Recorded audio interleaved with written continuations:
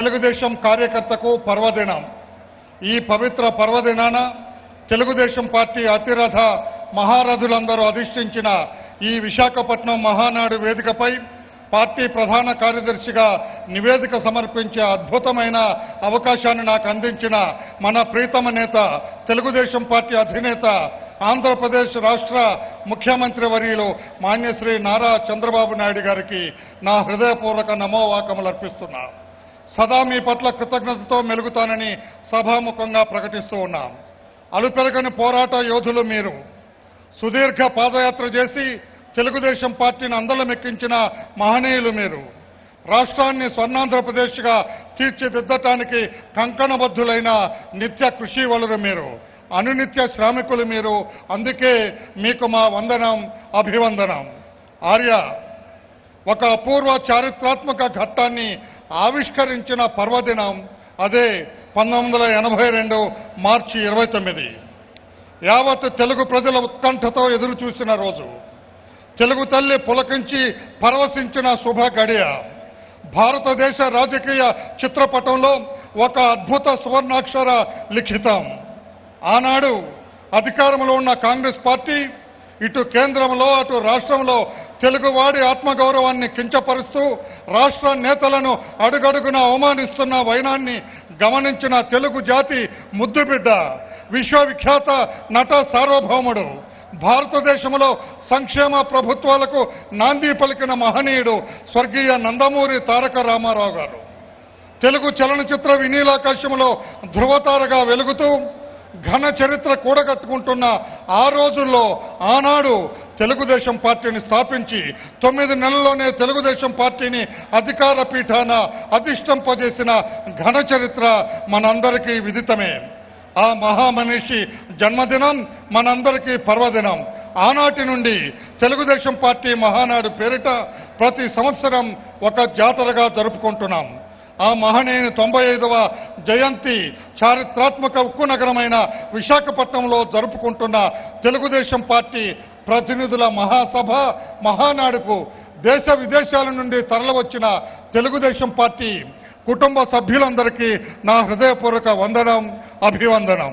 సరిగ్గా 36 సంవత్సరాల క్రితం భారతదేశంలోనే ప్రఖ్యాత ఆధ్యాత్మిక కేంద్రం, సుప్రసిద్ధ పుణ్యక్షేత్రమైన తిరుపతి మహానగరంలో ఆంధ్రుల ఆరాధ్య దైవమైన మన పార్టీ వ్యవస్థాపకులైన స్వర్గీయ నందమూరి తారక రామారావు గారు తొలి మహానాడును నిర్వహించి అవినీతి కాంగ్రెస్ పాలనపై సమరశంఖం పూరించిన ఆ అమృత ఘడియలు, అద్భుత సన్నివేశాన్ని మరొక్కసారి మననం చేసుకుందాం. అందరం ఆ మహనీయుని స్మరించుకుందాం. ఆర్య, 63 సంవత్సరాల వయసులో ఎండనక వాననక రాత్రనక పగలనక కాళ్లు బొబ్బలెక్కినా కళ్ళు వాచిపోయినా శరీరం సహకరించకపోయినా జ్వరంతో బాధపడుతున్న ఆంధ్రప్రదేశ్ రాష్ట్రాన్ని అవినీతి పరుల కబంధ హస్తాల నుండి విముక్తి కల్పించడం కోసం, అరాచక శక్తుల పాలు కాకుండా రాష్ట్రాన్ని రక్షించడం కోసం 2008 రోజులు 2817 కిలోమీటర్లు సుదీర్ఘ పాదయాత్ర చేసి రాష్ట్ర ప్రజలతో మమేకమై అన్ని వర్గాల ప్రజల కడగండ్లు, స్థితిగతులు కల్లారా చూచి హృదయం చెల్లించి అక్కడికక్కడే మీరు వారికిచ్చిన అభయాలు, వాగ్దానాలు విశ్వసించి మీపై అపారమైన నమ్మకంతో మీరు మాత్రమే ఆర్య, మీరు మాత్రమే ఈ రాష్ట్రాన్ని ఆ రాబందుల కబంధ హస్తాల నుండి రక్షించగలరన్న ఏకైక లక్ష్యంతో, మొక్కవోని విశ్వాసంతో మీకు రాష్ట్ర పాలనా బాధ్యతలు అప్పగించి వారి విఘ్నత చాటుకున్నారు. నవ్యాంధ్రప్రదేశ్ రాష్ట్ర అధినేతగా ఈ 3 సంవత్సరాల మీ పరిపాలన తీరు, దీక్ష, దక్షతలు వారి నమ్మకాన్ని ఇనుమడింపజేయటం బహుదా ప్రశంసనీయం. ప్రతిపక్షాలను కిమ్మనకుండా చేసిన మీ రాజకీయ చతురత అభినందనీయం. అందుకే ఈ మహాసభ మీకు హృదయపూర్వక అభినందనలు తెలియజేస్తుంది. తొలుత శ్రీ నందమూరి తారక రామారావు గారు, ఆ తదుపరి మన ప్రీతమ నేత మాన్యశ్రీ నారా చంద్రబాబు నాయుడు గారి పేరెన్నికగన్న నాయకత్వంలో తెలుగుదేశం పార్టీ కొత్త పుంతలు తొక్కుతూ అవిశ్రాంత నిస్వార్థ ప్రజాసేవలో 35 వసంతాలు ముగించుకొని 36వ వసంతంలోకి అడుగెడటం మనందరికీ, మీదు మిక్కిలి ప్రతి తెలుగు బిడ్డకు గర్వకారణం. ఈ ఉద్విగ్న సమావేశంలో గత మహానాడు నుండి ఈనాటి వరకు మన రాష్ట్రంలో మన తెలుగుదేశం పార్టీ పాత్ర, మన అధినేత ముఖ్యమంత్రిత్వంలో రాష్ట్ర పరిపాలనా తీరు, ఇచ్చిన హామీలు అమలు జరుగుతున్న విధానం, పార్టీ కార్యక్రమాలు, మరీ ముఖ్యంగా యువనేత, తండ్రికి తగ్గ తనయుడు, రాష్ట్ర మంత్రివర్యులు శ్రీ నారా లోకేష్ గారి నేతృత్వంలో భారతదేశంలో ఇంతవరకు ఏ పార్టీ చేయని విధంగా అత్యంత సాహసోపేతంగా నమోదైన తెలుగుదేశం పార్టీ సభ్యత్వం, కార్యకర్తల సంక్షేమం, ప్రమాదవశాత్తు మరణించిన కార్యకర్తలకు 2 లక్షల ప్రమాద బీమా, ప్రభుత్వం, పార్టీ సమన్వయంపై చర్చ తదితర భవిష్యత్ కార్యాచరణను ఈ మహాసభలో కూలంకషంగా చర్చించుకొని మన అధినేత మాన్యశ్రీ నారా చంద్రబాబు నాయుడు గారి మస్తిష్కంలో నిబిడీకృతమై ప్రపంచ దేశ యాత్రికులను ఆకర్షించే రీతిలో ప్రత్యక్షంగా రూపుదిద్దుకోబోతున్న మన రాష్ట్ర రాజధాని అమరావతి నిర్మాణ మహాయజ్ఞంలో ఈ మహాసభ సభ్యులే కాకుండా ప్రతి తెలుగు బిడ్డ అకుంఠిత దీక్షతో, కార్యదక్షతతో, మొక్కవోని ధైర్యంతో సమిధలుగా మారైన అలుపెరుగని అవిశ్రాంత సుగ్రీవాజ్ఞ మీ నాయకత్వం పట్ల మా అందరికీ అచంచల విశ్వాసం ఉన్నది.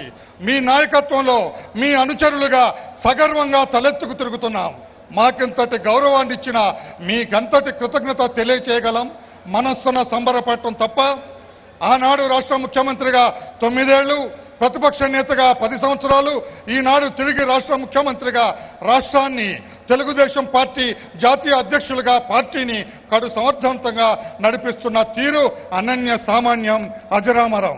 మొక్కవోని విశ్వాసంతో, అచంచల దీక్షతో, గుండె ధైర్యంతో ఎన్నో ఆటుపోట్లను తట్టుకొని ప్రతిపక్ష నేతగా ఆనాడు అధికారంలో ఉన్న అవినీతి, అహంకారం, బ్రందుపీతితో కొట్టుమిట్టాడుతున్న పార్టీని ఒకవైపు, అవినీతే లక్ష్యంగా పుట్టి తన తండ్రి ముఖ్యమంత్రితో వైఎస్ఆర్ పార్టీని మరోవైపు అడుగడుగునా నిలవరిస్తూ, తట్టుకుంటూ, తరిమి కొడుతూ అలుపెరుగని పోరాటం చేసి తెలుగుదేశం పార్టీని అందలమెక్కించిన మీ మొక్కవోని దీక్ష, పటిష్టమైన ప్రణాళిక, మీ సామర్థ్యం, రాజకీయ చతురత అందరి మన్ననలను పొందటం బహుదా ప్రశంసనీయం.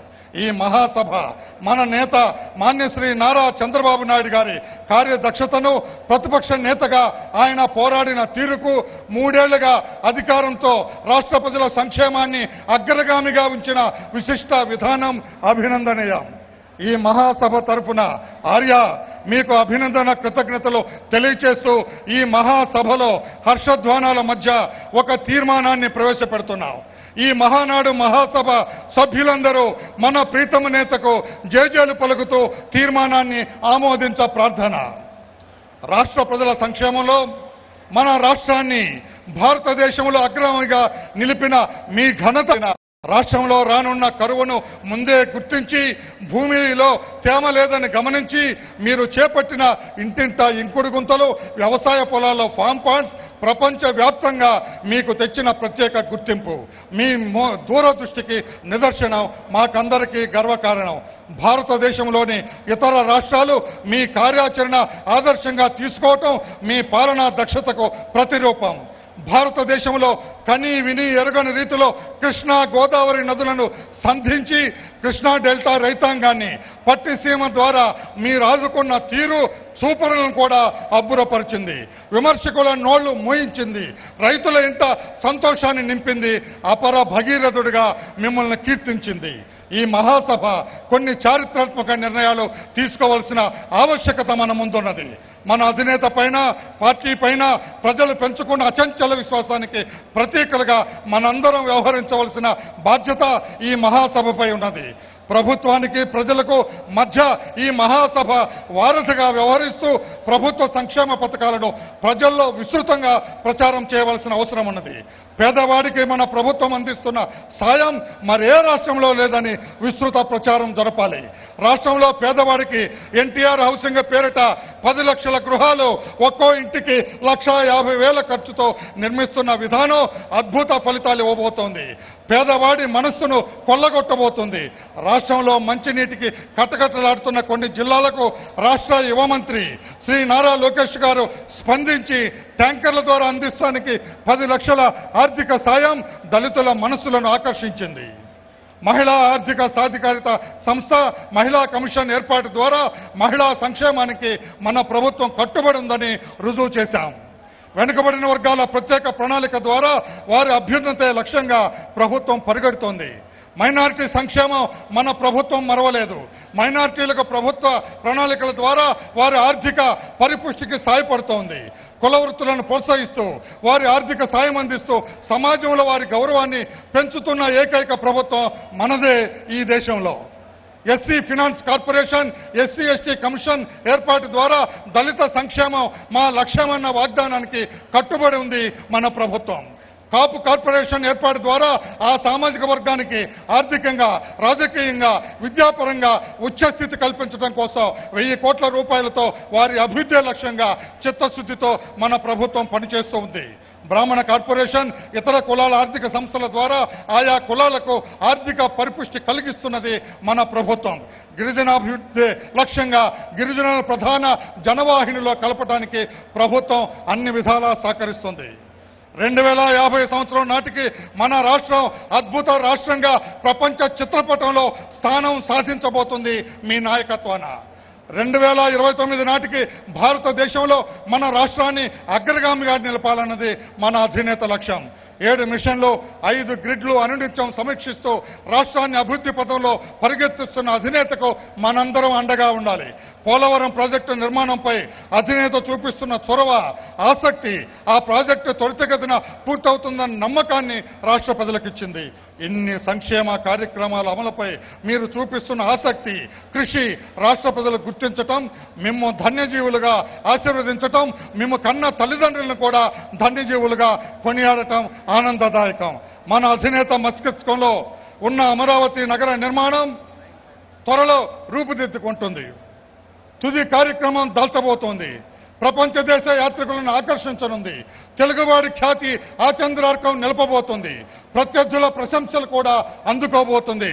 కావున ఈ మహాసభ మన అధినేత మాన్యశ్రీ నారా చంద్రబాబు నాయుడు గారి అభీష్టాన్ని గుర్తెరిగి వారి ఆదేశాల మేరకు వారిచ్చిన హామీలు సఫలీకృతం చేయటంలో మనం వారికి అండగా ఉండవలసిన చారిత్రాత్మక అవసరం ఉన్నది. అవినీతి అనకొండను అధికారానికి దూరంగా ఉంచటంలో తన అపార రాజకీయ అనుభవాన్ని రంగరించి మన పార్టీకి అధికారాన్ని అందించిన మన అధినేత కార్యదీక్ష దక్షతను, వారి కఠోర శ్రమకు నవోవాకాలు అర్పిద్దాం. వారి నాయకత్వాన్ని బలపరుద్దాం. వారి ఆదేశాలు శిరసావహిద్దాం. భారతదేశ రాజకీయ చరిత్రలో తెలుగుదేశం పార్టీకి ఇంతటి ఘన వైభవాన్ని, విజయాన్ని సాధించిపెట్టి మన గౌరవాన్ని ద్విగుణీకృతం చేసిన ఘనపాటి మాన్యశ్రీ నారా చంద్రబాబు నాయుడు గారి ఆదేశాల కోసం ఈ మహాసభ ఎదురు చూస్తుంది. ఆర్య, మీరు ఆదేశించండి, మేము పాటిస్తాం. అదే ఈ మహాసభ నిర్ణయం. సంతోషం.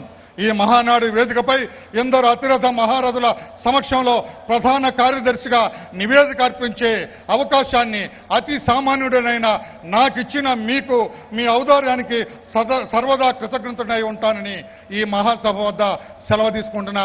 నమస్కారం. అందరి దగ్గర సెలవు. ధన్యవాదాలు వర్ల రామయ్య గారు.